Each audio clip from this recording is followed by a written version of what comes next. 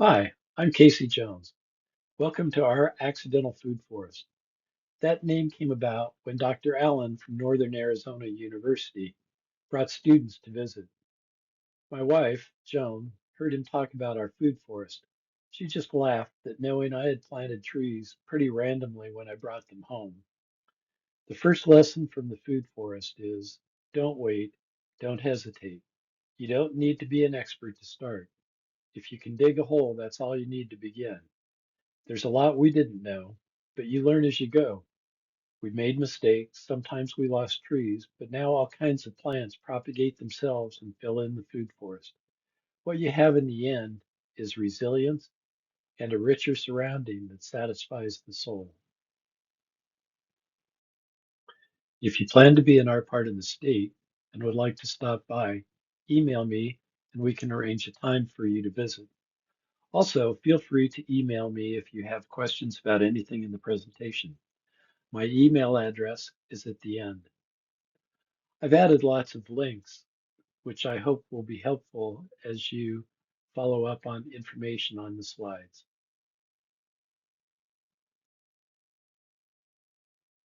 If you're thinking about starting a food forest, begin by looking at the infrastructure to protect and water the trees. If you're working with a city lot, that may be less of an issue. We're next to state and federal land that is leased for cattle grazing. Arizona, like many Western states, is a fence out state, meaning if you don't want cattle on your property, you have to fence them out. We were fortunate the people we bought the property from had put up a fence for a horse pasture and buried a water line through the pasture. Without that, we probably wouldn't have started on this adventure. The food forest and gardens are on about 3/4 of an acre, which provides much more food than we need, so we share a lot of it with friends and neighbors. The next four photos are before and after pictures of our 22-year food forest adventure. You forget what things look like over time, so I was pretty amazed at the changes as I was going back and looking for old photos. Over time, Mother Nature does amazing work. These photos were taken on the first day we visited the property before buying it. In this first photo, notice the condition of the land just inside the fence. It was rocks, gravel, and clay. The trees and shrubs were broken and grazed by the horses. That's where we started our first garden.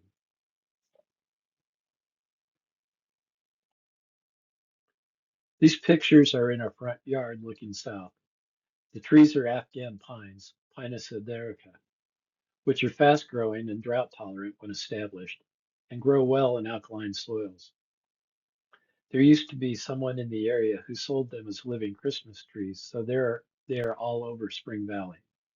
I'm sure many of them never get watered, but they survive and thrive. We now have lots of pine seedlings in the garden bed. Some we've transplanted and others we give away. These trees provide structure and shade for the food forest. The pole barn was used as a stable when we bought the property. It now serves many functions. We have storage for hay and feed. We raise chickens for eggs and meat in the pen shaded by the pole barn. We have two Nubian does that have raised 3 generations of kids in its shelter. There is a milk stall where we milk the goats to make homemade cheeses, kefir, and yogurt. Being able to look at the infrastructure of your property and imagine the possibilities can multiply its uses. Visit as many gardens, farms, and food forests as possible if you want to try this adventure. It will save you time and money. Learn from other people's successes, failures, and their love for what they do. The experiences will help clarify your path forward. The front yard was mostly weeds and dirt. We planted buffalo grass, which is from the shortgrass prairie in Nebraska and Kansas. It puts roots down 8 to 12 feet and is incredibly hardy. It will get 4 or 5 inches tall and spreads by runners, but is not invasive. The white dots are next to tree sprouts coming from the roots of a tree I'll talk about in the next slide. Some plants are really good at making more of themselves, so you need to know what you're getting into.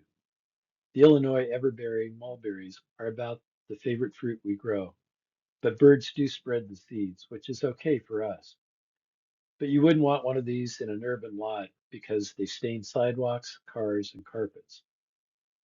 The yellow bird of paradise is incredibly pretty and the bees love them, but they produce lots of seeds in big pods that pop when they dry out and they throw the seeds 20 to 30 feet. They can become really invasive, so we don't let them spread. The previous slide showed how the jujube roots sprout more trees. I was lucky I only planted jujubes in the front yard where I can mow the sprouts down. We always get heavy crops of the highly nutritious and sweet fruit. They don't bloom until June, so we never lose them to frost.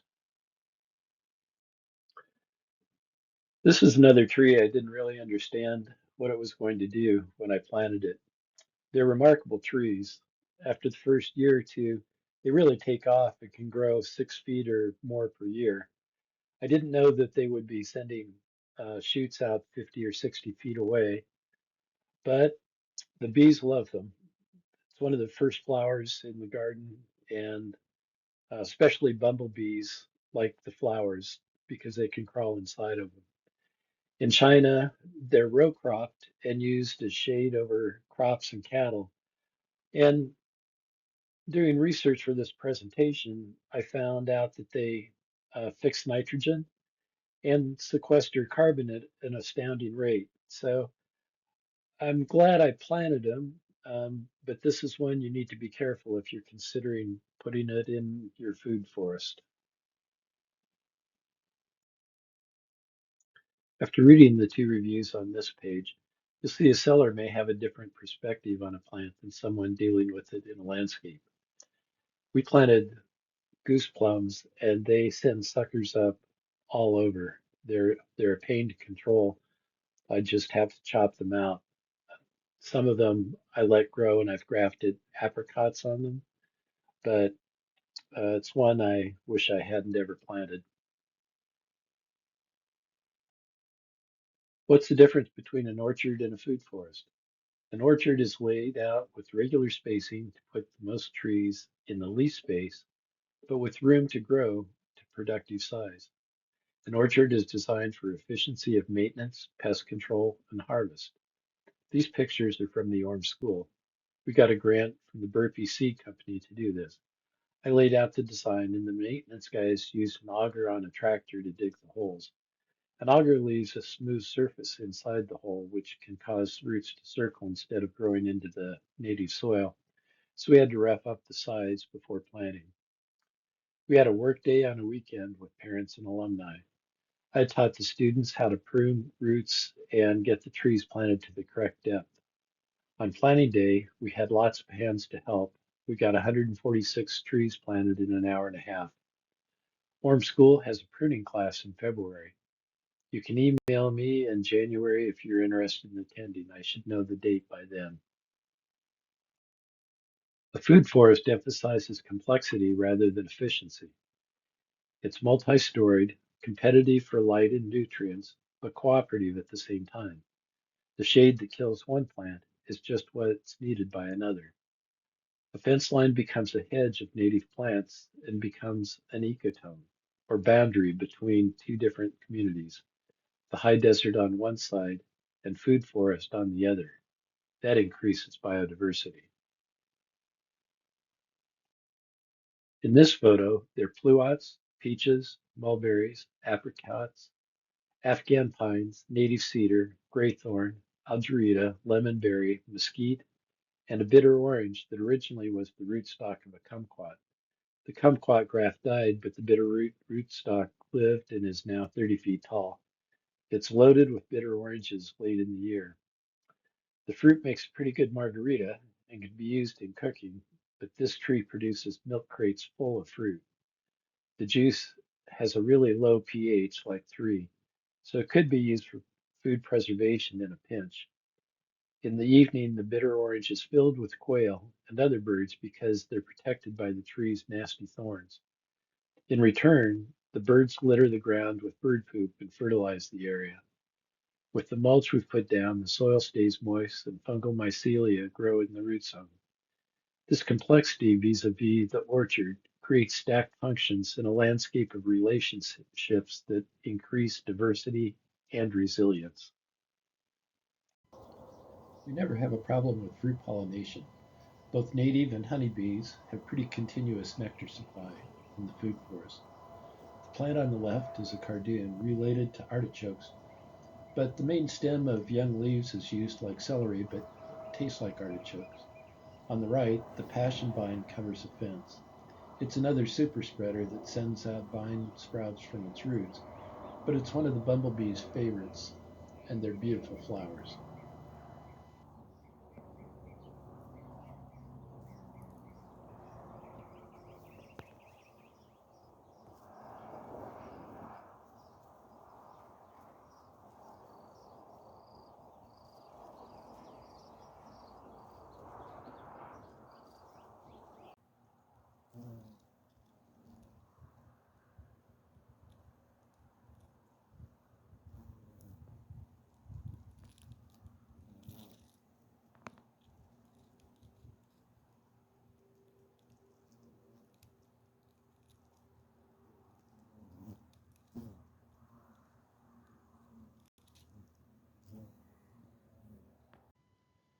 We have multiple garden spots in the food forest.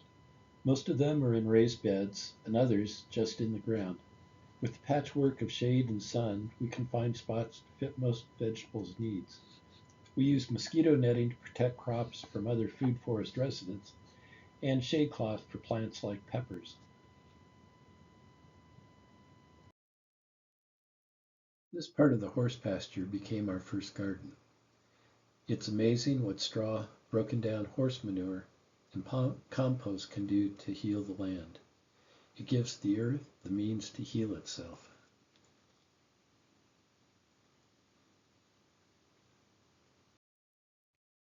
Even if the land you have is barren or has difficult soils, the miracle of nature is that life will transform the land if you give it some help by adding organic matter and some regular water. I could never have imagined how quickly the barren and worn out piece of ground we bought would come to life with such vigor.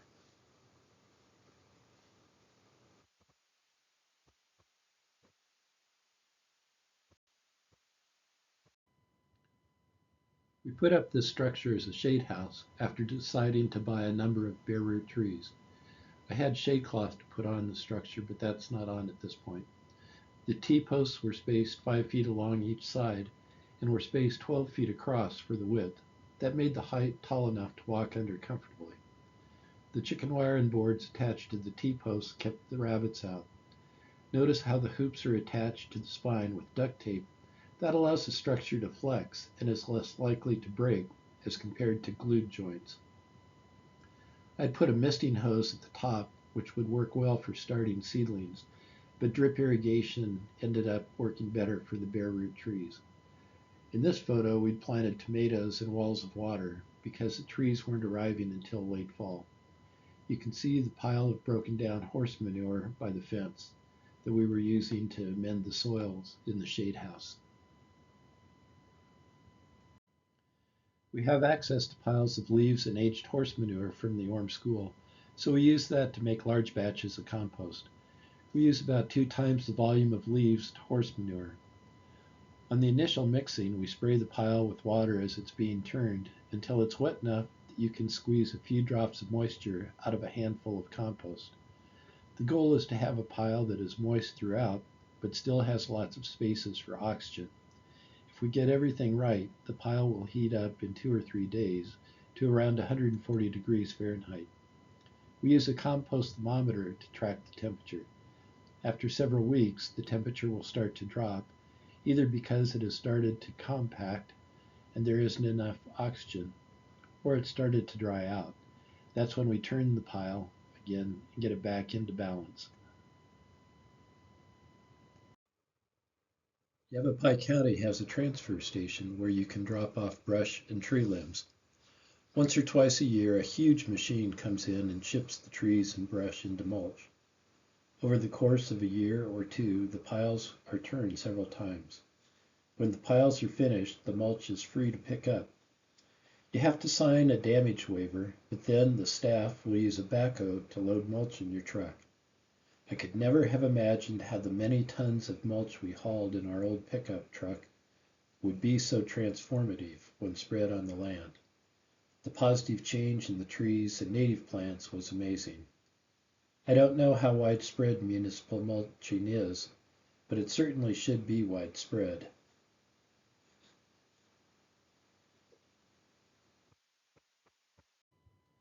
Joan got us started sheet mulching to control weeds. We're able to get big sheets of cardboard from our local post office or from furniture stores.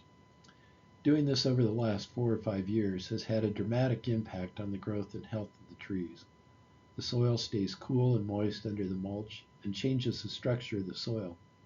It's important to keep the mulch away from the trunk of the trees.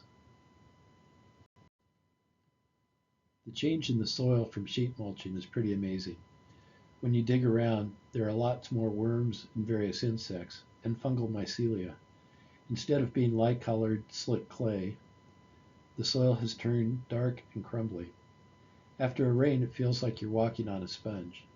At the end of this presentation, there's a short video of a walk through the food forest. At one point, I dig up a spot of mulched soil, and you can see the difference.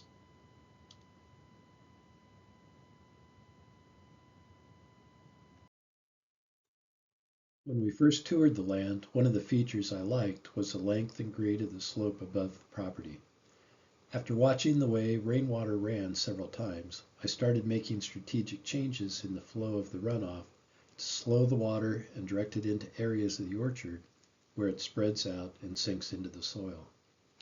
Whether you have rain runoff from a roof, a street, or a hill, you can put it to use growing trees with a little observation, planning, and engineering.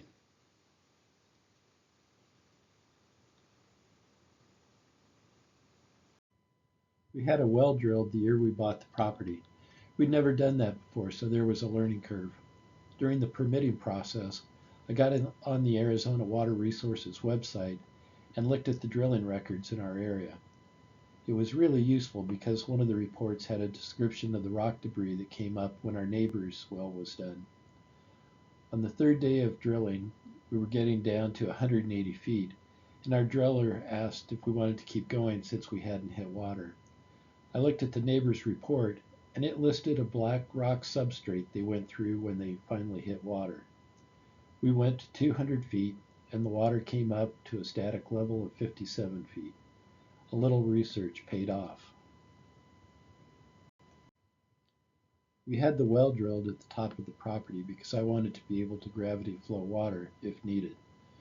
3 years ago, we had two 2,500-gallon water tanks buried next to the well. We added rain catchment off of the pole barn 2 years ago. Under the gutter is a debris filter with a large sloping screen that keeps leaves and other stuff from going into the tank. The debris flush tube then fills with the first water. The theory is most of the fine particles that get through the screen will collect in this tube. As the water rises in the tube, a floating ball rises with the water and plugs the flush tube so the rest of the rainwater goes into the tank. At the bottom of the flush tube is an insert with a small hole that lets the tube drain slowly over 24 hours. I clean that out after each rain. I didn't want to buy an expensive water level meter, so I just connected a clear half-inch tube to a Y faucet at the outlet of the tank and zip tied it to the PVC pole. When I want to see the water level, I open the valve and the water in the tube pops up to the water level in the tank.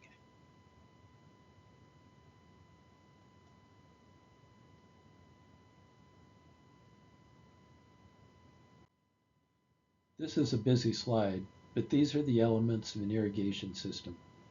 The controller is in the garage where it's plugged into an outlet. There are also battery run or solar powered controllers that you can buy. From the controller, there's a buried electrical line specifically for carrying the 24-volt DC current to the irrigation valves.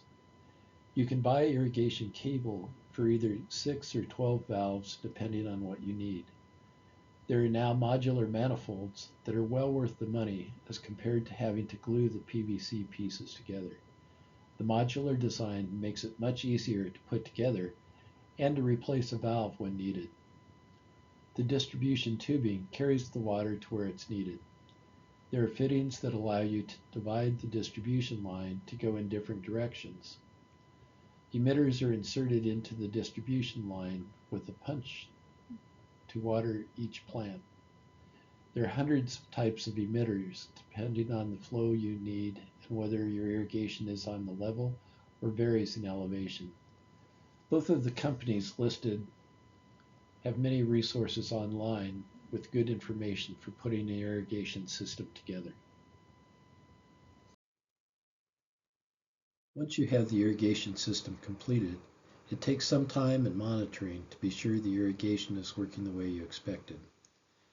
Having a moisture meter will save you money by allowing you to be more efficient with your irrigation water. I also use a 3/8 inch by 32 inch long rod to push into the soil around the fruit trees to gauge the moisture deeper than the 18-inch meter can reach. When the soil is damp, it's easy to push the rod down until it hits dry soil. It gives you a rough estimate for how deep the irrigation is reaching.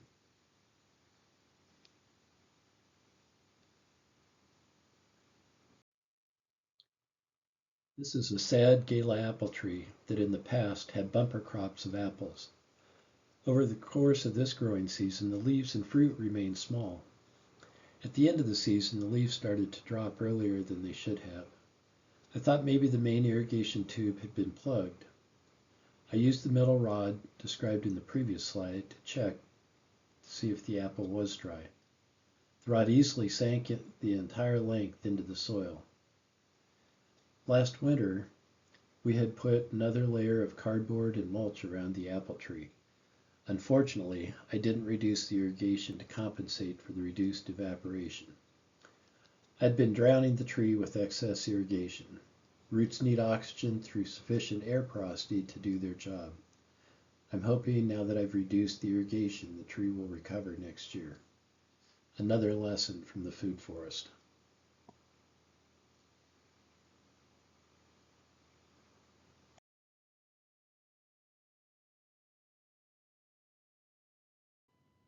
We've touched on some of the topics on this page regarding the balance of both moisture and aeration in the soil. Another feature is the ability of the soil to hold on to nutrients and make them available to plants. This is called cation exchange capacity. Adding organic matter to the soil improves cation exchange. I've also put the recipe for the Cornell potting soil mix.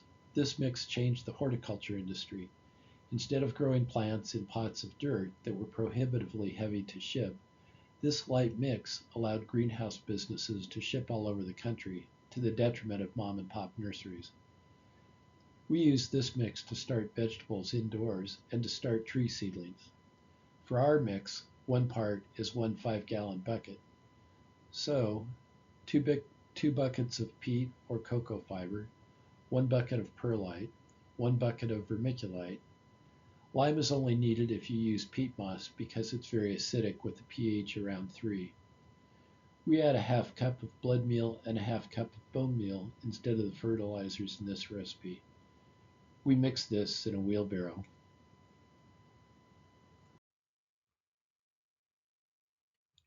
The Leaf Network website has lots of good basic information about fruit tree varieties, planting, harvest, and care.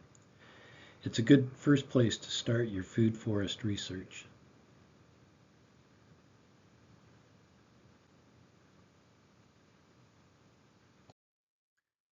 This slide describes the different forms of trees you can buy to start your food forest.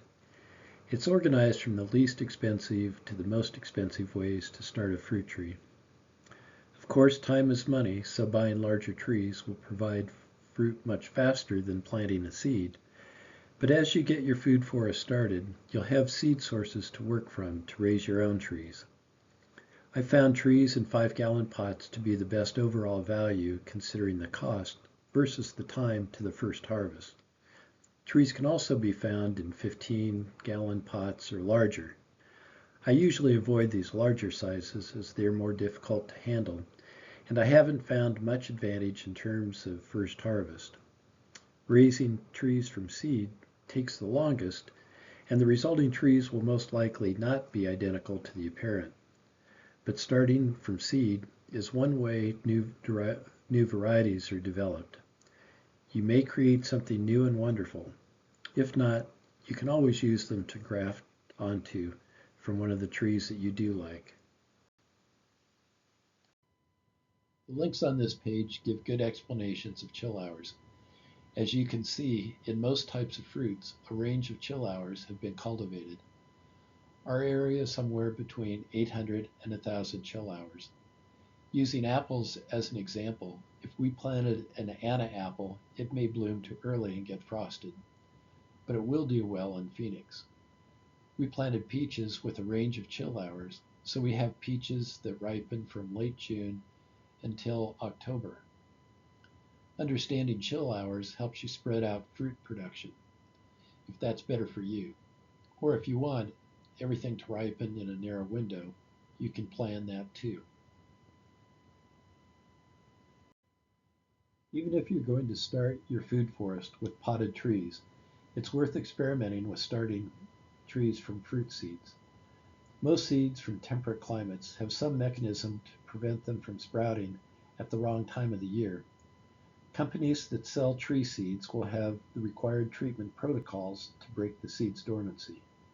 For many fruit seeds, it's a matter of cold stratification.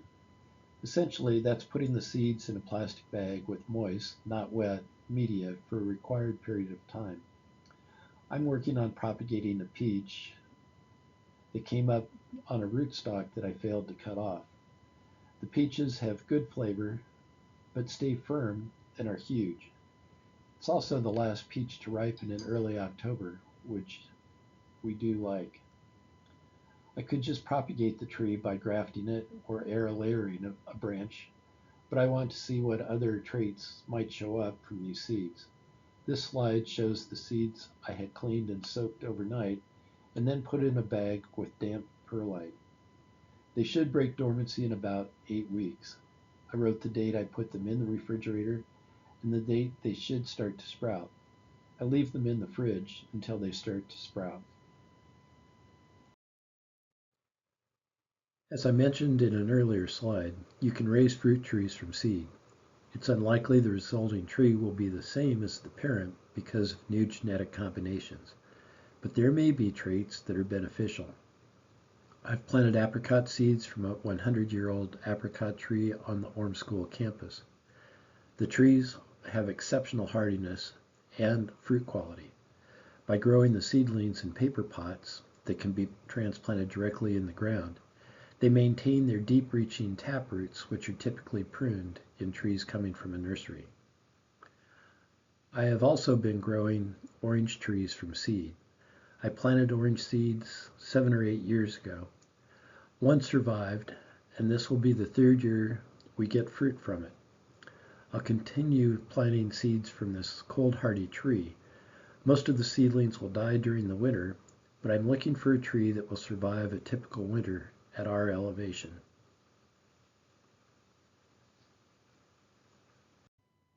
Capillary mat is a great addition to your gardening repertoire. We use one in the spring to start setting out tomatoes, peppers, and tree seedlings in a protected spot before it's warm enough to plant them in the ground. The picture is distorted from the camera angle.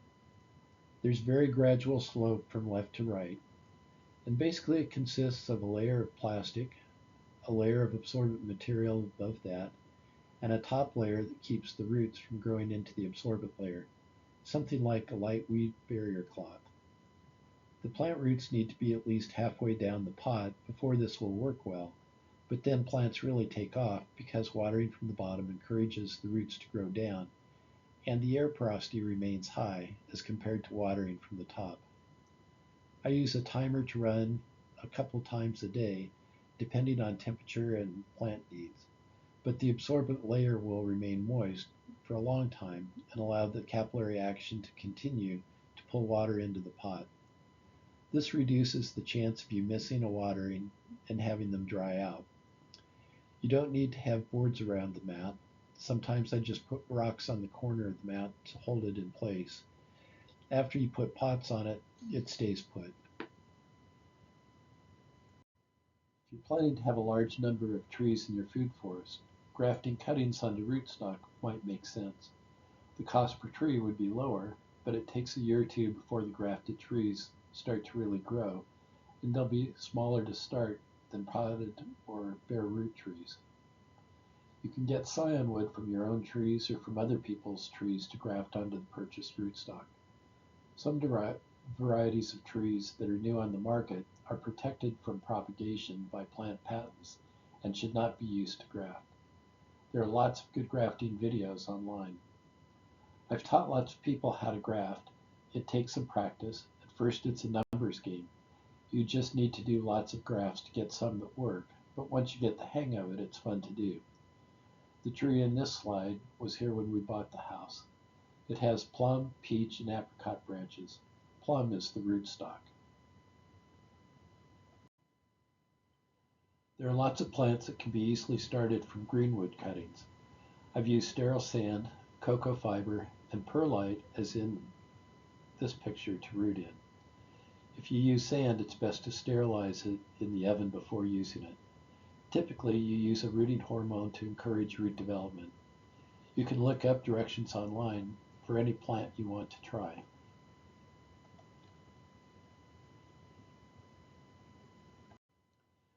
I used to order trees from Ellie Cook, but they didn't survive the financial downturn in 2008. To their credit, they've maintained their website, which has really good information about recommended fruit trees by region of the United States. Planting good-sized bare root trees rivals the time-cost advantages of a potted 5-gallon fruit tree. Some nurseries carry bare root trees in early spring. These are also the size trees the nursery will put in 5-gallon pots to sell that fall or the following spring. I've found that in our area and lower desert elevations, planting trees in the fall have better survival rates because the trees have time to grow roots before the heat begins.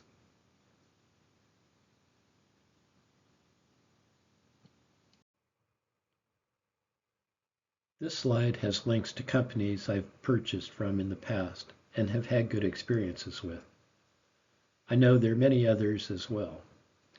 The links don't work on this page, but you can pause the video if you want to write down any of these sources.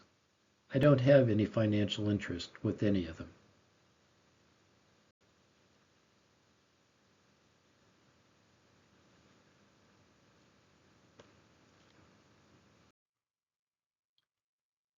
This planting guide from the University of Arizona is a must-read. If you are new to planting fruit trees, this information will help you successfully get the job done. There is more to the document than what appears on this slide, so please go to the link below.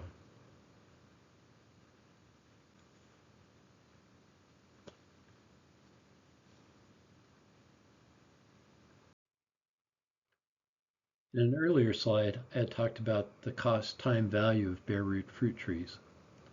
In 2006, I placed a large order for bare root trees. I knew with the sparse roots typical of bare root trees and our harsh environment, survival would be a challenge.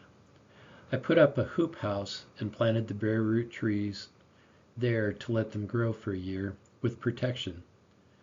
The hoop house was covered with shade for the summer, and the soil was enriched with our compost and horse manure. In the fall, after these trees lost their leaves, I planted them around the property so they would be ready for the spring growing season. Even though trees look dormant during the fall and winter, they can grow the small root hairs that help them absorb water and nutrients to be ready for spring growth.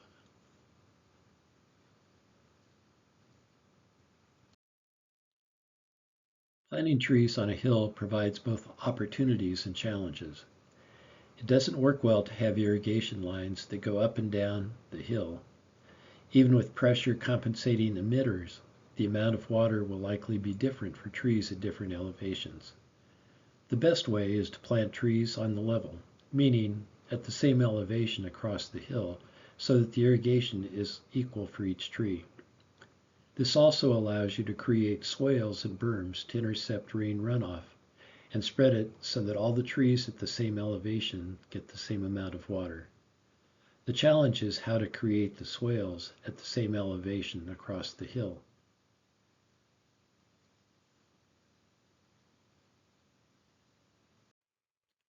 When done successfully, the trees fill in the hillside and stabilize it. Water captured in the series of swales soaks into the ground and moves down the slope to the benefit of the trees lower on the slope. I used a water level to plant the trees on the level.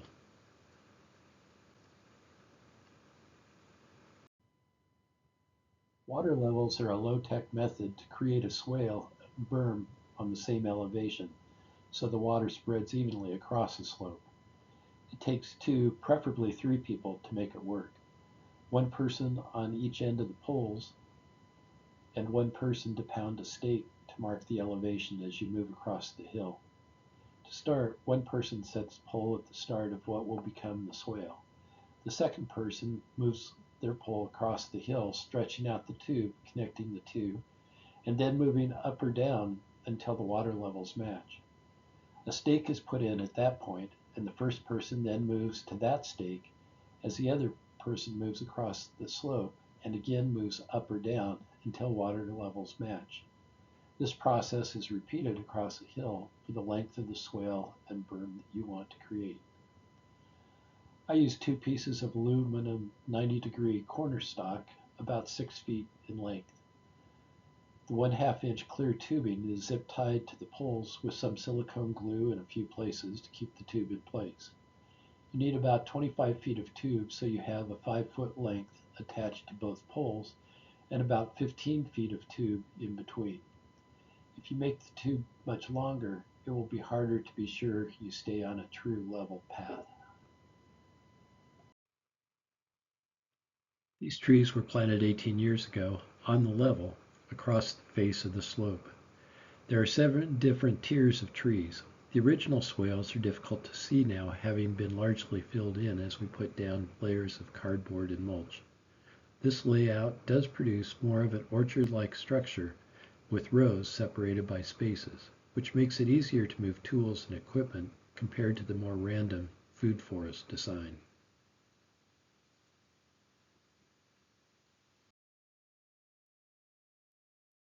The photo on the left is of a new swale we created a year ago. This has been planted with 15 mulberry trees, which, when grown, will provide fodder for our goats and reduce our reliance on hay. The swale in the picture on the right has been in place for 12 years.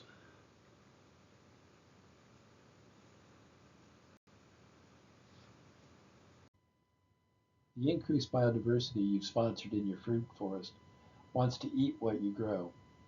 I used aluminum flashing secured around tree trunks with screws, which works well for wood rats, but when ground squirrels moved in a couple of years ago, they can jump high enough to clear the flashing. In the bottom left corner, I used one of the cones dogs wear after surgery around the tree. I took great pleasure in watching the squirrels jump up there and bounce off. I'll be ordering more of those this year. I use old socks and cloth bags to cover fruit like pomegranates, or if a tree only has a few fruit set on. We used to use the black bird netting that you can buy at hardware stores to cover the trees, but found that birds would get inside and then get stuck in the netting and die.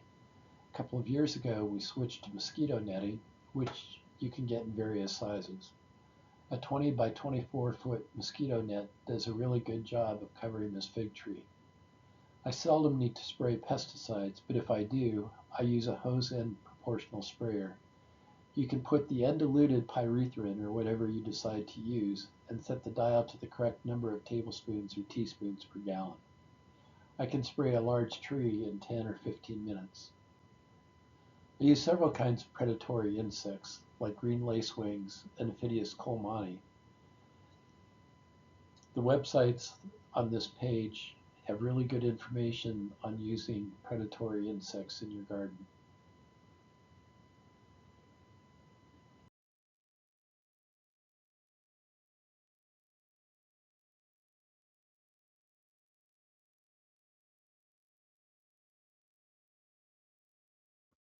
This isn't all fruit from a single season. The reality is, each year is different. Some years the trees get frosted while in bloom and don't produce fruit, or a hailstorm damages a lot of the fruit. By growing a variety of different fruit trees, you increase the chances that something you grow will produce food for you that year. In the years where everything produces well, we can and freeze a lot of the fruit, and we give much of it away.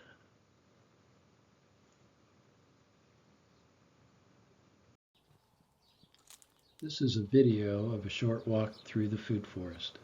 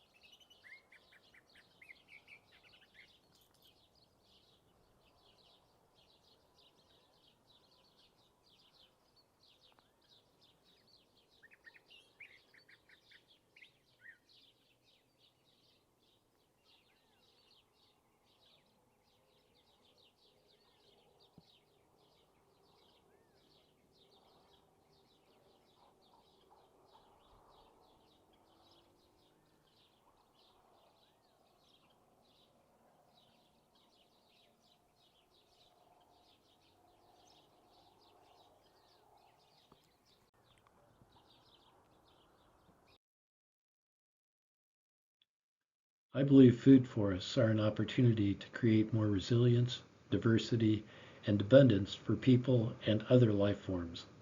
With the rapid changes in the world, I'm committed to helping others start their food forest.